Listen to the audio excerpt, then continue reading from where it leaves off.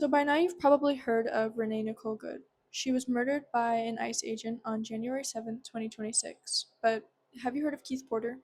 He was murdered by an off-duty ICE agent on New Year's Eve. He was 43 years old, and he was a father, a son, a brother, a friend, a coworker, a cousin, but most importantly, he was a human being who had a community who loved him. And his friends and family and community all described him as being a very loving person. They described him as somebody who just loved to love. They said that he was somebody that you just wanted to be around, somebody that you just wanted to be friends with. And one of his coworkers even said, quote, "He was a legend around here for just being him." Now, the ICE agent who murdered him has not been identified, and officials are trying to say that the off duty agent, was responding to an active shooter threat. However, and Keith's family did say that Keith did go out that night to shoot his gun in the air to celebrate the new year, which, although it is a felony, it's become a normalized practice in LA. And it was reported that Keith was not the only person outside shooting their gun in celebration of the new year, shooting their gun in the air.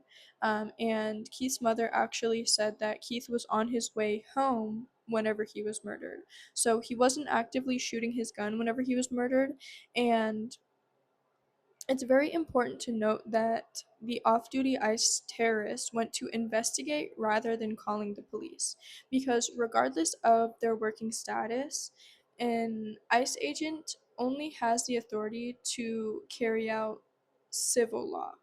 They don't have the authority to carry out criminal law. So the only authority the ICE agent had, regardless of his working status,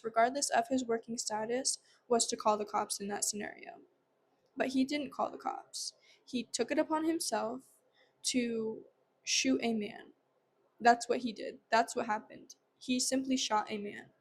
Okay? Because right now we have no evidence other than the fact that a man is shot and dead, and it happened at the hands of an off duty ICE agent who did not have the authority, regardless of the situation, to carry out what he did. Now, I do want to get into the videos of Renee Nicole Good, because people are trying to say that she was impeding on the ICE operation, that she was using her vehicle as a deadly weapon. However, in these next two clips you're about to watch, you're going to see very clearly that she did not hit the ICE agent, and that it's very clear that she turned her wheel away from the ICE agent, and it's very clear that the ICE agent was next to her car whenever he shot her. Not in front of it, but next to her car. It's just proof that she was not using her car as a deadly weapon. Do not believe anybody who is saying otherwise. And here's the footage. Go ahead. Out of the car. Get out of the fucking car. Get out of the... This angle shows Renee turn her wheel away from the agents, indicating her intentions to drive away from the scene. No! This shows he was next to her car, not in front of it, when the shots were fired. Also, the slow motion gives clarity on how intentional and excessive this case of first-degree murder was. The scene was not obstructed because cars were able to pass. You can also see the ICE agent to her right step in front of her car at first, but it's important to understand law enforcement